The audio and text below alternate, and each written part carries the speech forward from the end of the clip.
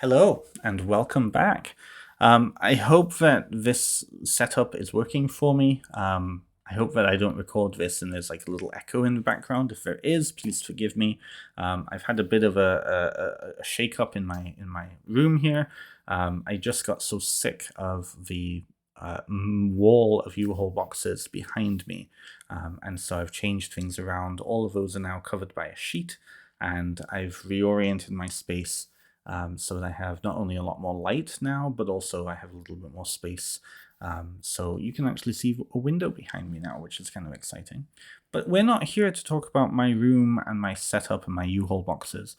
We are here to talk about a book. So to set the stage, at the beginning of the summer, I contacted my publicist and I asked him if he could send me some specific titles that I wanted to use for a project that I'm working on, and they were all folkloric witchcraft books.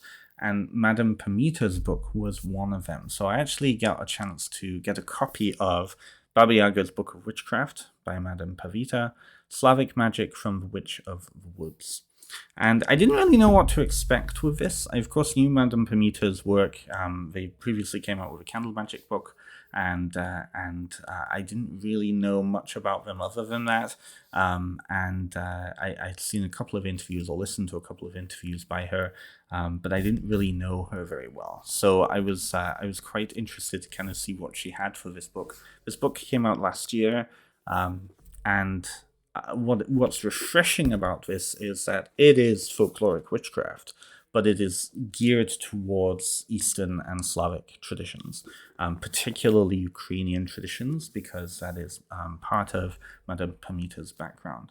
So, for those of you who don't know who she is, Madame Pamita is a traditional witch over on the west coast. She has her shop based down in Southern California. And I actually had the chance to have her on my podcast, Essence Podcast Into the Woods, and that episode is going to be coming out in I think September is when I said it was coming out. So that interview is going to be really, really good. And in that interview, I asked her about kind of what was her process.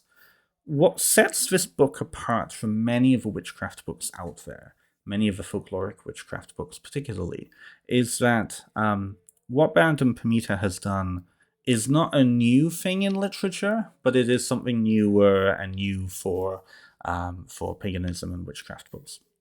And what she's done is she's created a frame tale. And so a frame tale is it's a story that contains other stories. The Canterbury Tales is a good example of a frame tale. Same with the 1001 Arabian Nights, or the Panchatantra, or any of those other kind of containers. So those stories that have multiple stories set within them. And in this particular case, what she's done is she's taken the story of Vasilina the Fair, which is a very, very old Russian and Ukrainian and generally Slavic folktale. And she's basically constructed her book around that story, and how information is organized is as you go through the story and you encounter these things, then the teaching is given. So more context is given about, say, a magical practice, a ritual, a particular piece of material culture, a belief, however it is. So it's a very. I was floored when I read it and when I saw what she was doing, because it's actually a very, very effective way of teaching. It's a very effective way of organizing information because it's not linear. It's linear in regards to the flow of the story, but it's not linear in the sense of like information technology from a Western sense. So, in many ways, the story becomes the computer that you use to access the information. It also doubles, and this is what I really loved. It also doubles as an association point. So anybody who knows me knows that memory systems is something that I am very, very interested in. And so when I look at story and folk culture and folklore, it is all a memory system. Folklore is entirely a memory system. It's not like that's one purpose of it. It's not the only purpose. Of course, there's spiritual pieces to it too, but information that is non-linear, association based, and usually symbolic. In that, when you are encountering certain things within folk culture, usually it triggers the information. And so material culture, story, and folk belief are all wrapped up in each other. So I thought that was an incredible way of writing this book. And especially for those of us who don't come from a Ukrainian background. Madame Pamita comes from a Ukrainian and a Scots-Irish background. So one part of her family is from Ukraine from like 100 years ago. And so some of these traditions are still within the family, and some of these traditions are still within the diaspora. So, but to make it accessible to non-Ukrainian or non-Slavic background folk, I think that this way of writing is very is a very powerful way of introducing. And it's funny because when I asked her about that, she said, you're dead on. What she's written here is an initiation. So the story is a story of initiation. The story is, and the frame tale allows us to follow along with Vasilina as she goes through the story. And I'm not going to tell you what it is because you really should buy the book and read it yourself. But as she's going through and she's meeting and encountering different individuals and different practices and different beliefs, she's being introduced and she's being taught. Another way that this is then supplanted is, or supplemented, I should say, is you have the voice of Baba Yaga throughout. So Baba Yaga is the archetypal Slavic old crone of the woods. She is very popular in popular culture in North America because of the image of her flying around in her mortar and pestle, or in sitting in her hut, which has chicken legs, and stamping around in the woods. Baba Yaga goes by hundreds of names, and she makes Madame Pamita makes a good point in this, and I just want to read a little bit out of this. And I think she'll be okay with me reading a little bit, especially if you go and buy the book. She says, let me just see where it is here. She says, when the famous Russian author Alexander Afanasyev collected the stories of the Russian peasants and created his book Russian Folk Tales in the mid-1800s, he selected just one of the hundreds of names for the witch in the woods. The beauty and magic he wove with his stories captured the imagination of the world, and the name he gave her was solidified in the public consciousness, Baba Yaga. And she gives a whole load of other names, regional names. I know in Poland it's Baba Yago.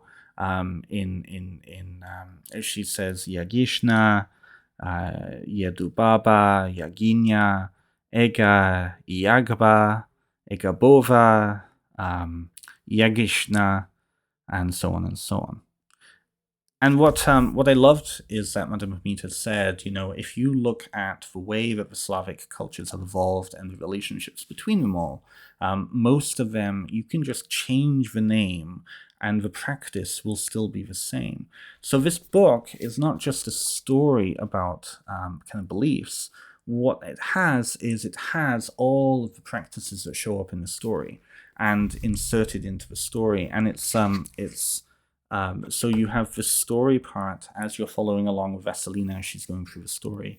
You also then have the wisdom of Baba Yaga. So Baba Yaga comes out as a character who's then instructing you, the reader, in the practice that is the focus of that chapter. Each chapter is based on a particular practice that shows up in the story. And then Madame Pamita talks about more of the context, more of her own experience with that particular practice, and also more of the kind of a social context. We talked about how much work was put into this, and Madame Pamita had to translate a lot of Russian, Ukrainian, and other texts in order to just make it available. And you can see that when you look at the when you look at the bibliography, a lot of these texts are either from Ukrainian sources or Russian sources, or older kind of like folklore studies from the Ukrainian community. You have a lot of also diaspora sources in there too. So, one of the questions I asked her was, what was it like for her to resettle these practices that are based in the Ukrainian culture, but within the context of Ukraine and the context of Slavic lands in Southern California. And she said, a lot of it, at least if I'm remembering the conversation correctly, she says a lot of the practices are mobile. So a lot of the practices are perpetuated within the culture, and you're relating to the practice, not necessarily it as the landscape. Although certainly the landscape, and I've noticed this with other diaspora communities, the landscape of homeland then becomes this kind of semi-mythical place. That is an origin point, but it isn't a lived experience. I thought that it was first of all, a beautifully written book, but also a very accessible book because of that. Now, the context of this, Madame Pamita had started to write this just before, or a year before the Russian invasion of Ukraine. And it came out during the invasion and during the war. And we talked about what the response has been, and she said it's really, really important to me that the Ukrainian community in North America pick up these traditions and continue these traditions now more than ever, because of the way that Russia is actively going after Ukrainian cultural icons and cultural institutions. Of course, in the war right now, they seem to be, like, the Russian military seem to be targeting Ukrainian cultural icons.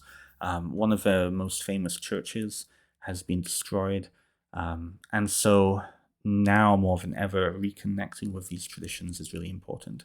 And she said she's even had people who are from Ukraine themselves, who are now settled in North America or outside of Ukraine, thanking her for writing this book, which I thought was really, really cool. That's a really nice and validating thing.